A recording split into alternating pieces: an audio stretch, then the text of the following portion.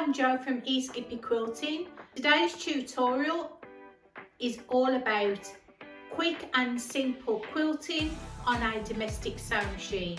Don't forget to like and subscribe my channel, that would be great. So let's get to it.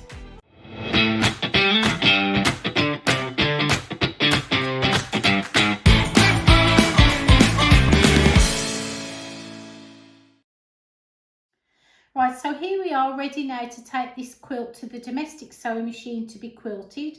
And for this exercise, I'm going to show you how to do a really simple way of getting your quilt quilted on your standard home sewing machine. So what we're going to do is, first of all, we're going to do in the middle. We'll leave the border till last. So how I'm going to do this is we're going to start from the end, and we're just going to do straight lines. So we're going to do a straight line all through right to the end on that block. You can see that block there, and then we'll go through that block there to that corner, and then that corner to that corner. And then we will start then from this end, and we'll go from that corner to that corner, that corner to that corner, and so on. And then as we turn the quilt around, we will then go from that corner to that corner, and then that corner to that corner to that corner.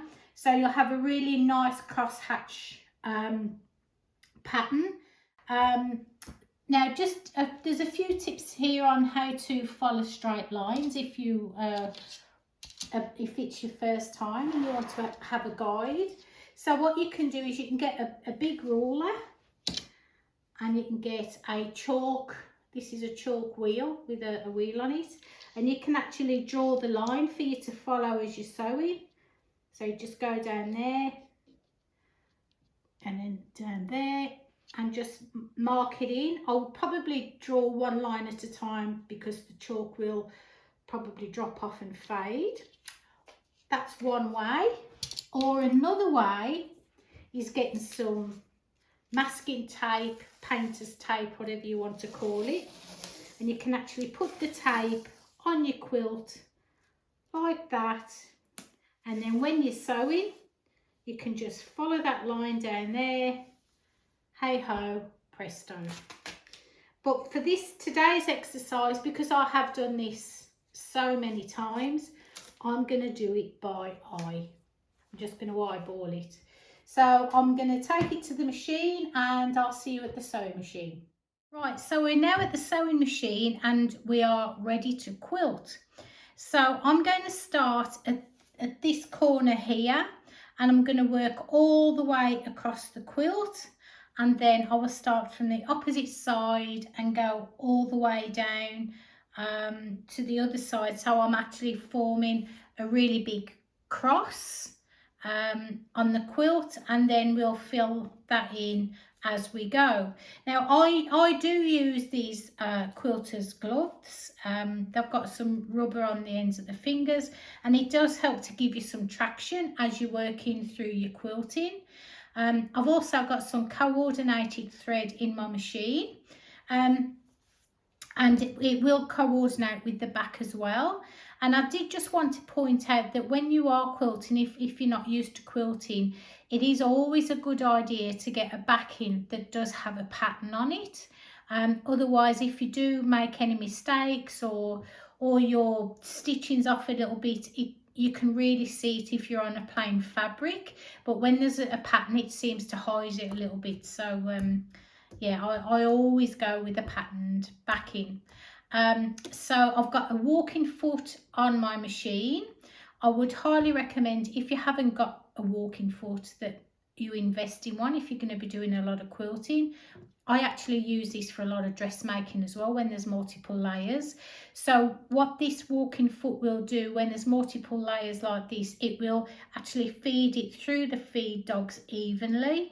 And it saves any scrunching up or wrinkles during sewing. I'm actually going to increase my stitch length as well to about 3.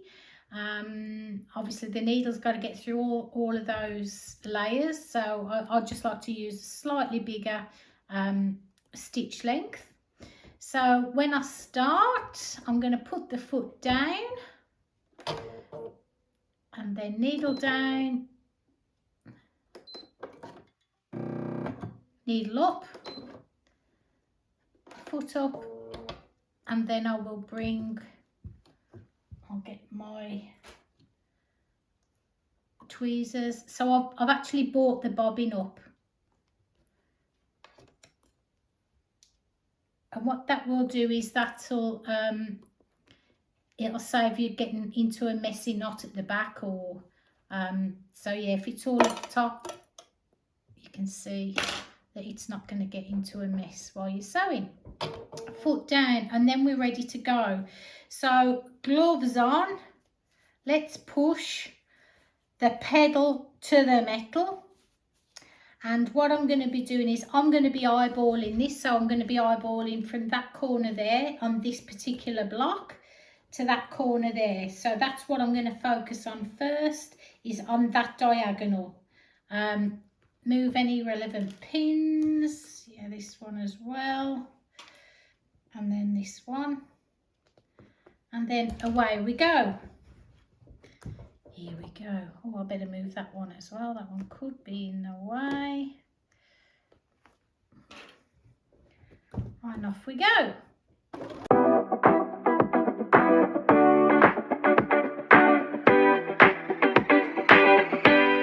That's to the end of that diagonal there. So what I'm going to do now is I actually eyeball each block as I complete it. So I'll now eyeball this. That pin will need to come out. That one and that one. Now I'll eyeball that from that corner there to this corner. Oh, there's one right there. Get that one out. And then I'll do the same. So I'll go from there to there, and then I'll carry on until I've got to the edge of the quilt pattern. One thing I'd like to say is I've actually got a chair here beside me, because that helps to hold the weight of the quilt when it's all to that one side. If you do have a larger extension table, this is a great time to use it. And yeah, so I'll see you at the other end. I'll carry on sewing.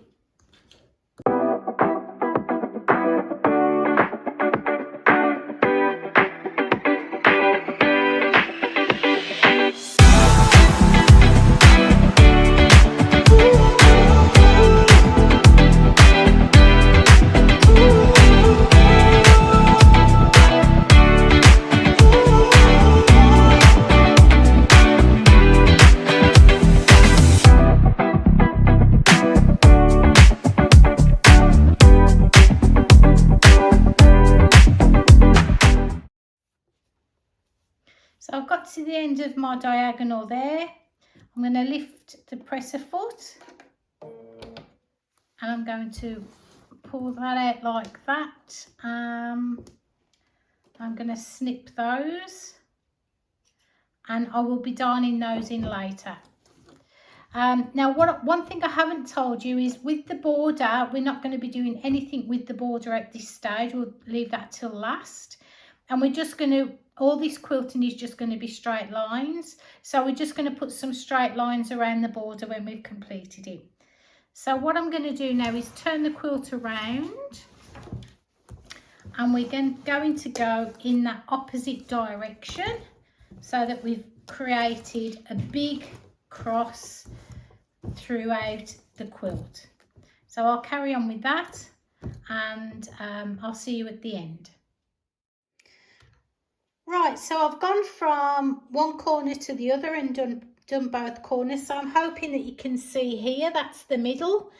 So now what we're going to do is we are now going to start from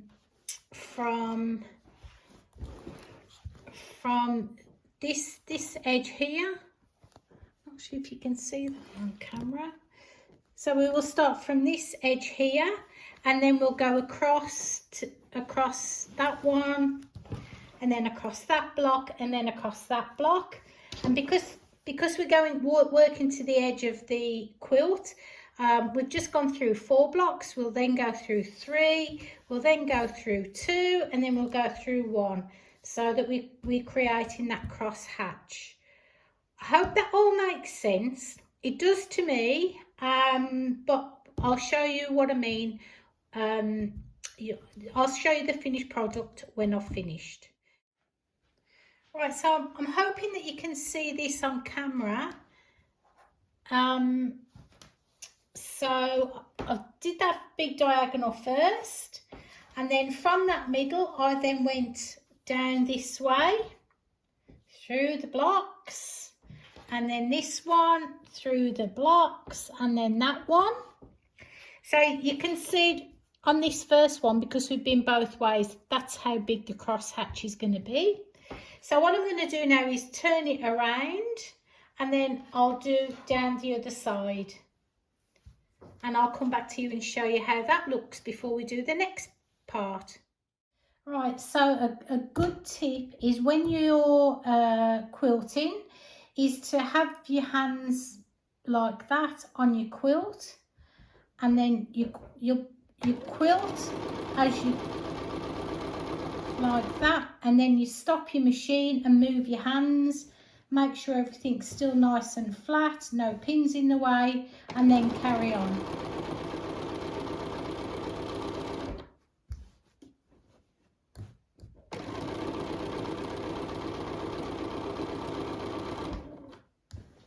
Make sure get that pin out of the way, nice and flat. There's my little area to sew.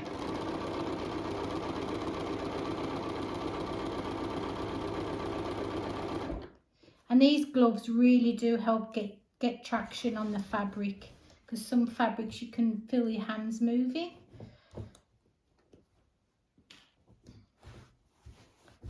Not very sexy, I know, but it does the job.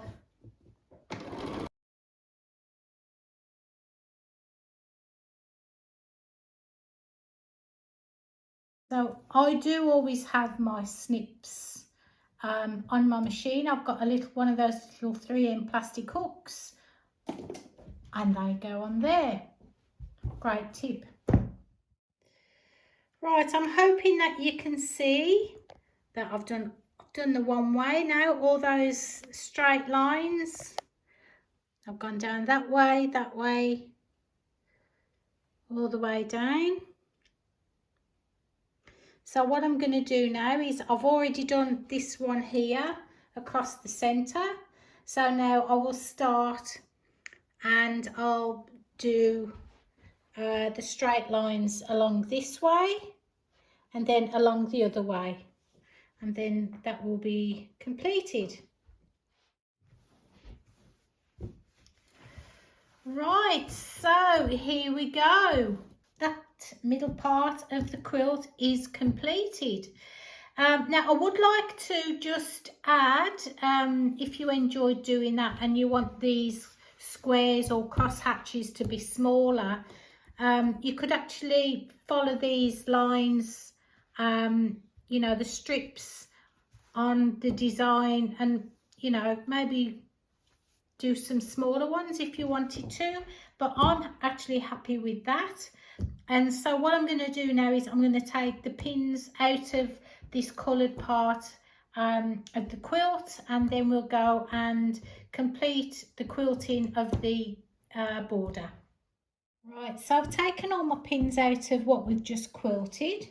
So what I want to do now is I like to darn, before I carry on with the borders, I like to darn all my ends in. So there is a knack of doing this, because what we want is we want the knot to be in between the backing and the quilt top, and actually in the batting. So I'm not sure if you can see this on camera, but I've got a needle there, and can you see those divots in the top? It's you don't actually have to thread it, you just have to put the thread through those 2 notches at the top, and it's threaded. So that's the needle that I use, and I love these.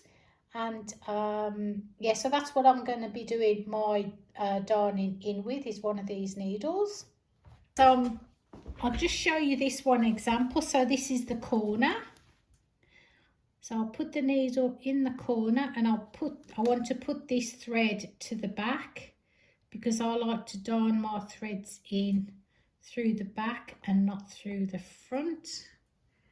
I hope you can see that okay. So I brought it through to the back. Now this might be difficult to see because I'm using grey on grey, but you then tie yourself a knot. So it's a good idea to leave some good tails on your threads. So tie a knot and to about 1 inch or so from the fabric. Then we slip those 2 threads through that needle hoop there, and then just thread those through like that for about 1 inch or 2, and then bring it out. And there you go, the knot is actually inside, so there's no knot there for you to see. So that's all done.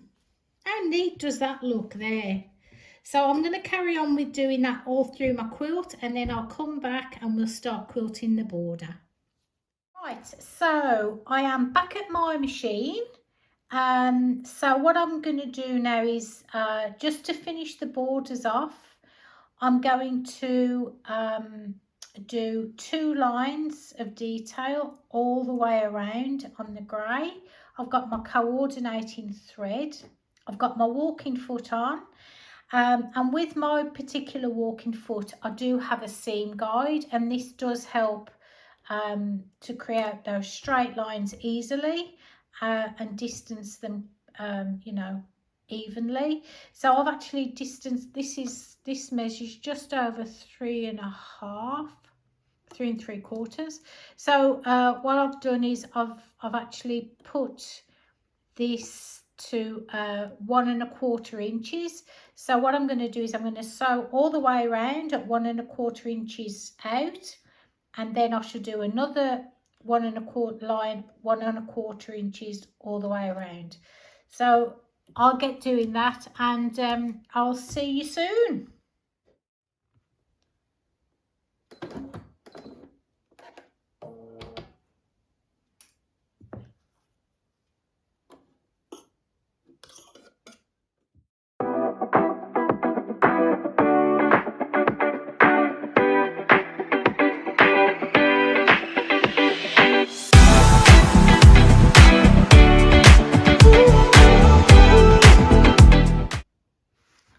Hope you can see I'm using the edge of the strips and the seam guide as my sewing guide, so it should be more or less even all the way around.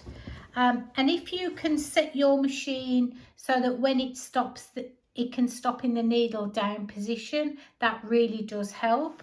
If your machine doesn't do that, just make sure that before you lift up the foot that you've got your needle in the down position by turning your wheel.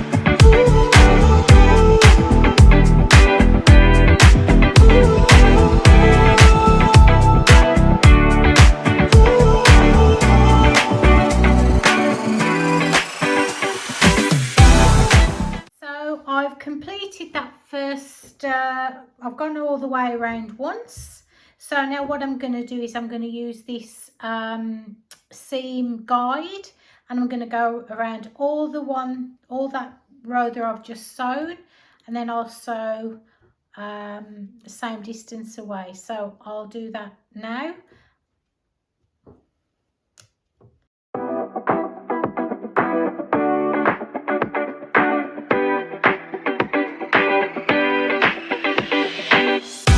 Right, so that's the second circuit of the border that I've done. Now I've decided that just to make a little bit more interest on this border, that I'm going to go around again, but a 1/4 of an inch. I think this is, yeah, a 1/4 of an inch in, or maybe 1/2 an inch, not too sure. So I'm just going to go around that edge again, just to give it a little bit more interest. I'll be happier then. So I'll come back to you. 1/4 of an inch.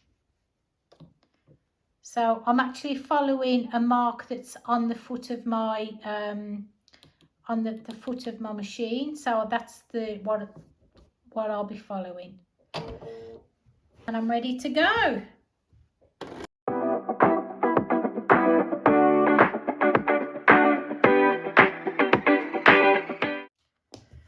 Right, so there you have it. I'm not sure if you can see it from the camera, but yes, I think that looks far better with that 1/4 of an inch all the way around that quilt there. I'm really happy with that. So what I'm going to do now is I'm going to go and darn in all those ends again. Not that there'll be too many. And I'm going to give it a really, really nice press, and I'll be back soon. So there we have it. We've finished quilting this quilt top. So I'm really happy with it. It was very quick and easy using straight lines on a domestic sewing machine. I mean, if quilts any larger than this could be actually quite hard work, because you have to get them through the throat of your domestic sewing machine, but something like this it's great for. And I'm really happy with how that extra line of stitching came out. I'm not sure if you can see it on camera, but I'm very happy with that. And I'm sure you'll agree that the back is as nice as the front, so I'm very happy. Now, so the next part of the process is in my next tutorial. I'll be showing you how to square the quilt up ready for binding, and we'll add the binding as well. So don't forget to hit that subscribe button. Thank you for your time. I hope you've enjoyed and learned something new today. Be good to each other, and I'll see you soon.